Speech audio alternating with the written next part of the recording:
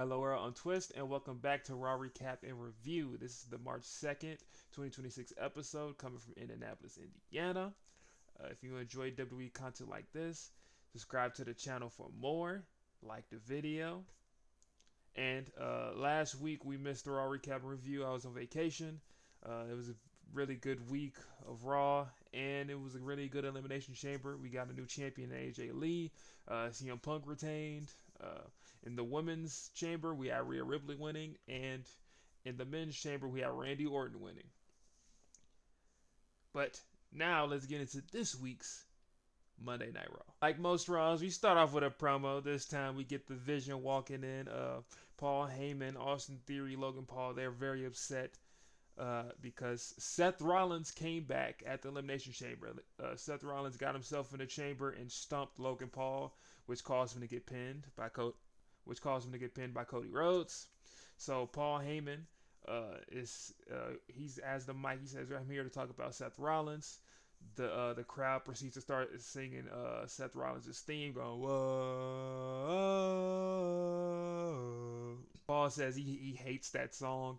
He hates Seth, and he hates how Seth tried to take credit for founding certain groups. Like he said, he took credit for founding the Shield and for founding the Vision and all these other things. And he says he also hates Seth for stealing Logan Paul's WrestleMania hopes at a main event. And he says the next time Seth pop out, the Vision is gonna stump him out. Proceeds to give the mic to Austin Theory. He gets "you suck" chants by the crowd. Theory try to have a little clap back saying, "Seth not in the ring, so y'all saying it to the wrong person." Buh. And he says, hate how he did his boy Logan Paul dirty. He get Logan the mic. He tried to act all hard in the mic, looking in the mic. He gets booed out the building. And Logan says, "We ain't leaving the ring until we get the smoke with Seth." Adam Pearce says, "Oh, you guys want to take the show hostage? You want to take the show hostage?" He says, I don't know why y'all acting crazy, acting all high and mighty like y'all ain't heard Jey Uso." And Paul said, "We ain't do that. We all know they lying." Paul said, "That's cap. We know he lying." And a whole bunch of masked men start being in the arena, and the security chases them. That leads to Theory and Logan chasing other masked men. And then a fourth masked man appears. He walks down the ramp, looks at Paul, but another masked man appears behind Paul. He doesn't see him, and it's Seth Rollins with the Shield chair. Whap! Smack that man Paul on the back, and then he hit that man with the stump. And now he geeked. He getting hyped out of there.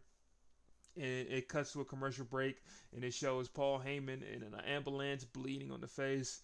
Austin Theory and Logan Paul try to make sure he's okay. He tells Logan to get the car.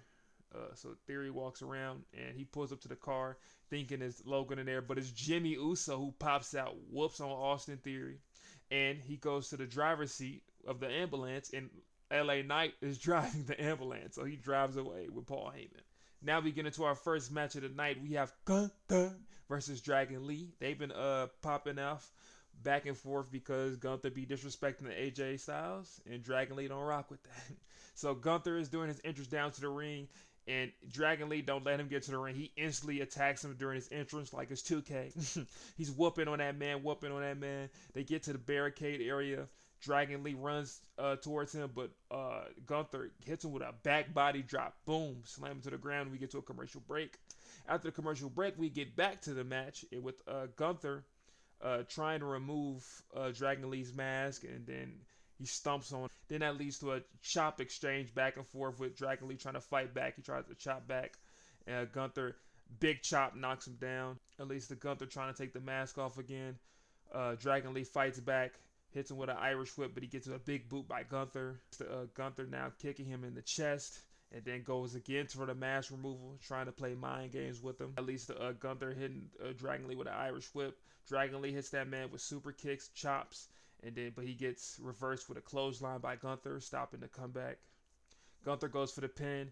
Lee kicks out of it, And then as soon as he kicks out of it, Gunther instantly tries to go for the mask removal attempt again. That leads to Gunther picking up Dragon Lee, trying to go for a power bomb, but Dragon Lee reverses out of it with a Hurricanrana pinning combo. But Gunther kicks out of it. Now Gunther's in the corner. Dragon Lee does the running over, jump over the apron kick, but Gunther then reverses that into a chop. Lee fights back, hits him with another kick. Gunther chasing Dragon Lee, tries to hit him with a boot after an Irish whip, but it gets missed, and then that leads to Dragon Lee hitting him with a corner drop kick. Get back up, Lee hits Gunther with a drop kick to the outside, and he goes for the suicide dive. That leads to him getting caught by Gunther. Gunther puts him down, hits him with a big chop. That's how we get to the commercial break. Back from the commercial break with Dragon Lee hitting Gunther with chops. Gunther fights back with chops of his own and then tries to go for a power bomb, but that gets reversed into a boot by Dragon Lee.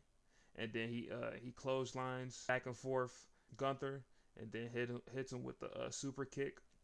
That leads to Gunther being in the corner. He goes for the corner basement drop kick and then tries to go for the Operation Lee, but that gets reversed by Gunther. He hits him with a slam while doing that and then goes for the pin, but Lee kicks out of it. Now Gunther's trying to get the match over with. He hits him with a power bomb, picks him back up, power bomb, goes for the pin. 1, 2. He ain't ready to end it. He lifts up Dragon Lee's head, playing around with the crowd. Then he throws Dragon Lee to the outside, hits him with a power bomb on the apron. Then he hits him with a power bomb on the announce table. Went back into the ring. The ref is counting it out. The commentators are like, man, you got to stop the match. Gunther stops the count out to inflict more pain. He tries to pick up Dragon Lee for a power bomb, but Dragon Lee reverses it into a sunset flip. Then he gets back into the ring, hits that man with a suicide dive, hits the Operation Dragon onto Gunther. He gets in the ring, and then the count is at 9, but Gunther breaks the count, gets into the ring before getting counted out. That Dragon Lee instantly gets on offense, hits that man with a big boot, hits him with 2 clotheslines, and then goes for the Operation Dragon, but it gets reversed by Gunther, who instantly goes for the sleeper hold, removes his mask, so Dragon Lee could tap out, and that's how Gunther wins the match. I give that match a 4-star match. That was a banger match. They was fighting hard. They hit hard offense. Dragon Lee looks strong in this match, and Gunther is still dominant, so there's nothing more I can ask for. Next segment, we get the Kabuki Warriors backstage, and Asuka is berating Kairi Sane as usual, angry at her. She's abusing her. Then walks off, and AJ Lee pops up. Is like, "You good?" But Kairi Sane is frozen, and Asuka hits the Kairi. That snaps her out of it, and that leads to an AJ Lee promo. AJ Lee is doing her promo, and she says, she came back to WWE to snatch Becky Lynch's hair, and now she's snatching her title away from her. And that leads to a whole bunch of "you deserve it" chants by the crowd. And, she says she always wanted to know, could she still go? And now, and to her, she says she proved to herself that she is exactly who she says she is. Puts forward that, Becky Lynch is behind her, but WrestleMania is ahead of her.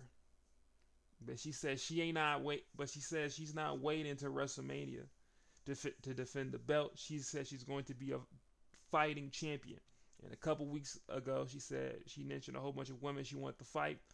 And she says, next time I'm here, next time I'm in this ring, she's going to be doing an open challenge for the belt.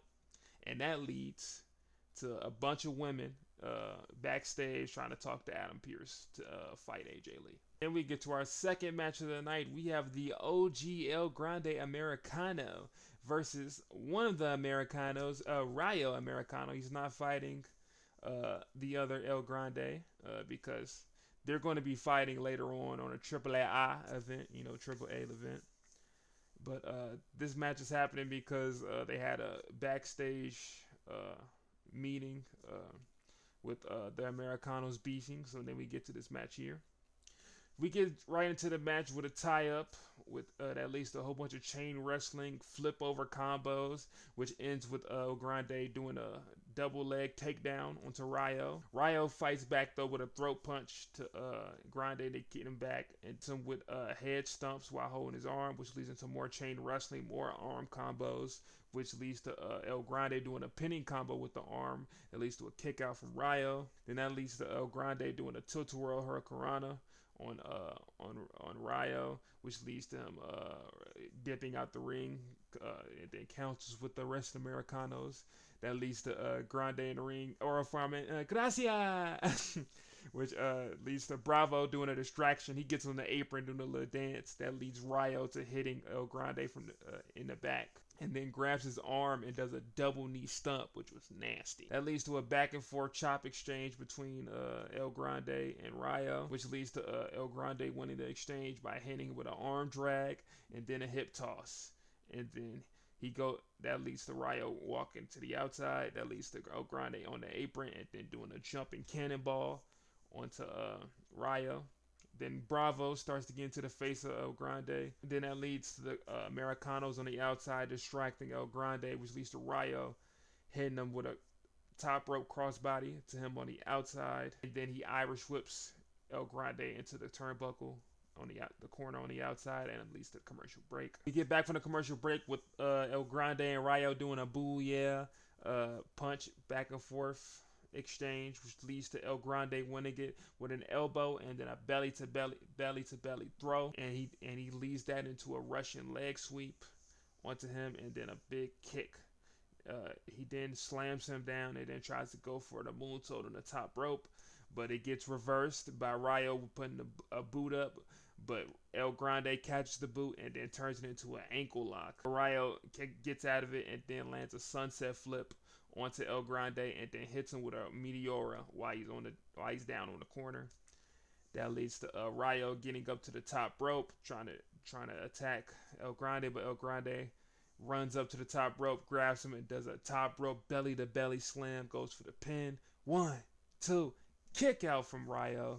Now El Grande is trying to do some trickery. He tries to take the mask off of Rayo. Bravo stops the attempt, but El Grande ends up throwing him over the ring and then tries to take his mask out, which leads to the other El Grande to headbutting the OG, and then that leads to Rayo headbutting him, and then he gets onto the top rope and does the top rope headbutt onto OG El Grande, and they get to 1, 2, kick out from the OG Grande. That leads to Rayo trying to take Grande's mask off. Grande, which leads to the other El Grande off the OG El Grande. It's a lot of El Grandes, I'm saying, but the OG's El Grande is getting his mask removed by the fake El Grande, which gets reversed into the OG El Grande slamming Rayo into them and then hitting him with a big German suplex. 1, 2, 3. The OG El Grande is the winner. So OG gets the dub. I give that match a good 3-star match. It was a good comedic bout. It's very entertaining, good back and forth. You know, a lot of trickery involved, you know, so I like to give those down on points when there's a lot of interference. But overall, a fun match to watch. Lastly, we get a segment with the Judgment Day in the locker room. We have Liv and Raquel talking to each other, and she hypes up Raquel, saying she was the powerhouse in that chamber and that she should talk to Adam Pearce to see about fighting AJ Lee for the IC title. She said, "Oh, we should go do that."